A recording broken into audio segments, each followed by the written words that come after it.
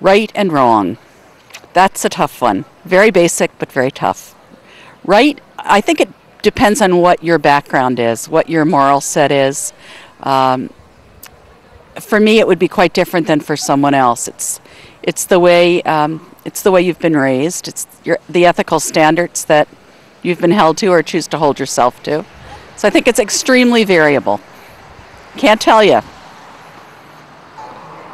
You know, that's a good question. There's a lot of debates. If everyone knew what that definition was, I don't think there'd be as many political protests, you know, pro-choice, pro-life, all that good stuff. So I'm really not in a position to say what is right or wrong.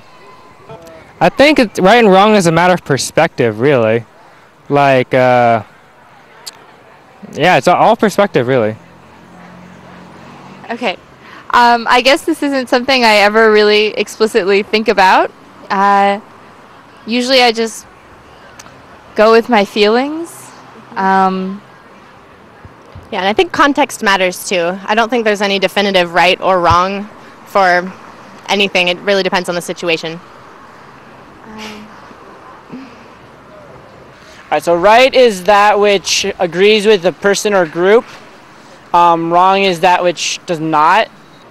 It sounds like such an easy question, but it's really not. This idea of what is right and what is wrong. I don't know. I want to say there's really nothing that's right and wrong because anything could be argued as to be right just as well as it could be argued to be wrong. So I think people know what is inherently right or wrong within their own immediate reality. So in the general sense, it's hard to decipher. We have to, though. If we didn't, it'd just be chaos. Then again, it does cause a lot of chaos, too. So how would I define right or wrong? I guess I wouldn't define it. I'd let somebody else define it for themselves.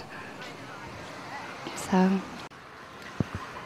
Going to a Jesuit school, going to Seattle University, they would probably want me to answer this well. But I'm just going to answer it how I think I should. I would say doing what is right would be measuring the impact it has on others. And if something goes too far to harming others, I believe that would be considered wrong. And I want to keep it broad, but yeah.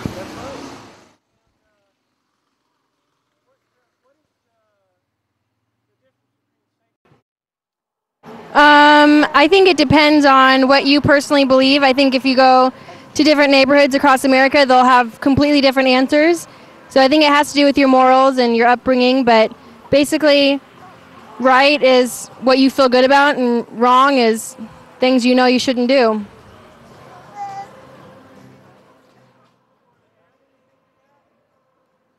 It's basically just a stigmatic thing. You know, it's your social environment. It's right and wrong. Like she said, it's a neighborhood thing. Right and wrong is basically a simple definition. If you feel what you are doing in your body, it tingles, you have to listen to your body. If it feels wrong, then it's wrong.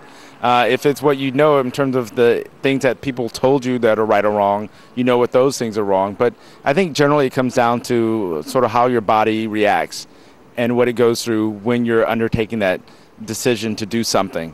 And if your body tells you it's wrong, then it's wrong. Right, maybe it's something that can be good for you and for for other people without annoying or bugging anyone. So if it's good for you and it's not bad for others, this is right. I agree. Knowing that we come from Italy, and so we know that many things connected to the church are not always the best ones for all the population or all the people in, for example, in Italy. Yes, like sacred doesn't mean it's right. So it can be sacred for some people, but not for others. Okay. That's all. I cannot come up with a general definition of how I define what's right or wrong. There are questions of philosophy, for instance, that are beyond my ability by quite a bit, actually. So how do I define right and wrong? I really think that is a seriously individual question. And, well, I got to think about this quote that I read from Zen and the Art of Motorcycle Maintenance. What is right and what is wrong? Need we ask anyone to tell us these things? Not knowing, it's okay. It's not really that important to know.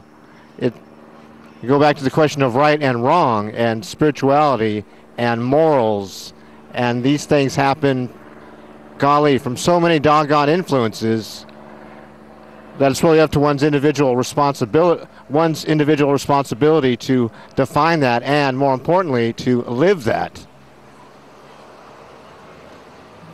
Did that make any sense?